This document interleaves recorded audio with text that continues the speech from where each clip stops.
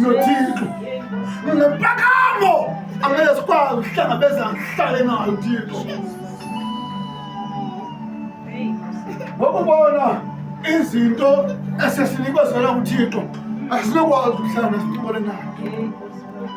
So hamba ngesiphiwo sibe ngathi siyama Thixo kanti sisiphiwo esihamba naso. Sizohamba nabantu kanti asihambi noThixo sihamba nabantu. Kwenzeka imangaliso emikhulu kanti asihambi noThixo. Ngenziwa ligama lakho Yesu.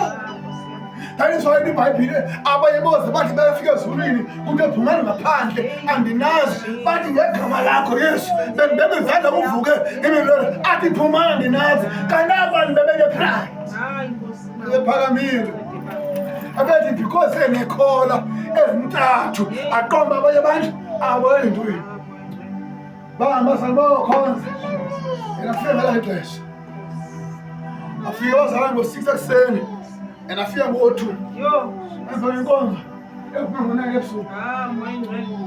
Amen.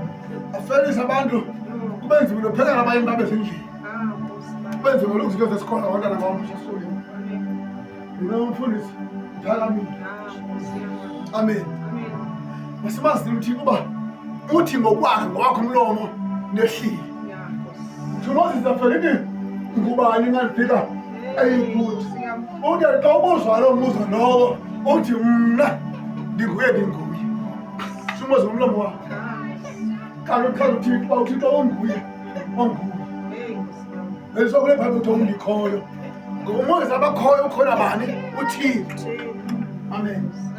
Sometimes uThixo asinamandla asithanda sebawo